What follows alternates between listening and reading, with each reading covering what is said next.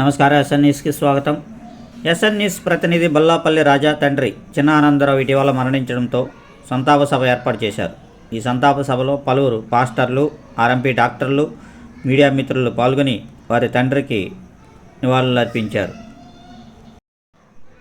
ఆయా గ్రామాల్లో వైద్యాలు చేస్తూ ఉన్నారు. మరి విషయం ఏంటంటే రాజారాం గారు మంచి ఆత్మీయులు, అంత మాత్రమే కాక అన్ని విషయాల్లో సలహాదారుడుగా ఉంటూ ప్రోత్సాహం చేస్తా కలిసిపోవటానికి ముందుండేటువంటి మనిషి. మరి ఆ మంచి మనిషి మాలో ఒక సభ్యుడిగా ఉండటం నిజంగా మా యొక్క ఆర్ఎంపీ అసోసియేషన్కి మంచి గౌరవం. ఎందుకంటే ప్రతిదీ ఏది జరిగినా కానీ మీడియాలో పెట్టడం, మీడియా ద్వారా మా యొక్క ఐక్యతని ప్రభావితం చేస్తూ ఉన్నారు. మరి వారికి ఎంతో కృతజ్ఞతలు తెలుసుకుంటున్నాను. వేదికను అలంకరించిన దైవజనులందరికీ హృదయపూర్వక వందనాలు. ఈ అవకాశం ఇచ్చినటువంటి దేవుని సన్నిధిని వందనాలు చూపించుకున్నాను. Thank you. ప్రియమైన సంఘస్థులారా,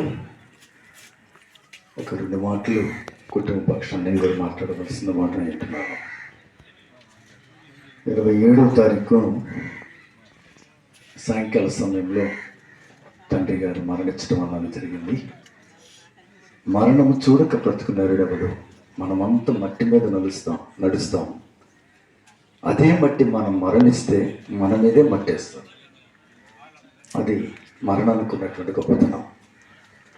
అయితే కుమారుడికి ఇస్తున్నటువంటి 3 మాటలు దావీదు మహారాజు కుమారుడితో చెప్పిన మాట, లోకులు వెళ్ళవలసిన మార్గం. తిమోతికి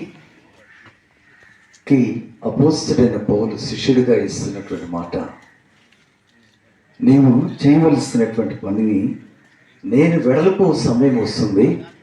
తిమోతికి రాసిన పత్రిక 2వ అధ్యాయం 4 తిమోతికి రాసిన 2వ పత్రిక 4వ అధ్యాయం 5వ చివరిలో కనపడుతుంది. అక్కడ నేను వెడలిపోవలసిన కాలం వచ్చిందని ఒక గురువుగా శిష్యుడికి అప్పచెప్పిన బాధ్యత. 3వది యేసుక్రీస్తు వారు శిష్యుడికి అప్పచెప్పిన బాధ్యత. మార్కు సువార్త 9వ అధ్యాయం 29వ వచనంలో ఒక రోగిని స్వస్థపరచలేని శిష్యులు తండ్రి బాధపడుతూ కుమారుడి దగ్గరికి వస్తే ఆ యొక్క యేసుక్రీస్తు వారి దగ్గరికి వచ్చి, నీ శిష్యులు పని చేయలేకపోయారు, నువ్వు చేయమని చెప్పినప్పుడు వారు అడుగుతారు, మేము ఎందుకని చేయలేకపోయాం, నువ్వు చేయటానికి కారణం ఏంటంటే ప్రార్థన అనేది కావాలి అన్నాడు. ఈ 3 మాటలు మీకు అర్థం అవ్వాల్సింది.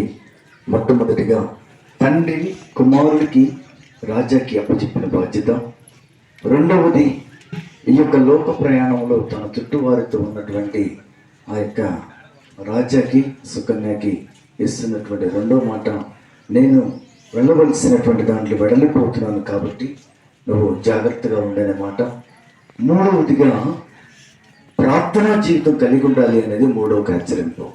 ఈ 3టితో ఆ యొక్క కుటుంబం ధైర్యంతో నిబ్బరంతో కావలసినటువంటి తండ్రి లేనటువంటి లోటుని దేవుడు ఆ కుటుంబంలో తండ్రిగా ఉంటూ ప్రతి ఒక్క అవసరం తెచ్చబడినగాక.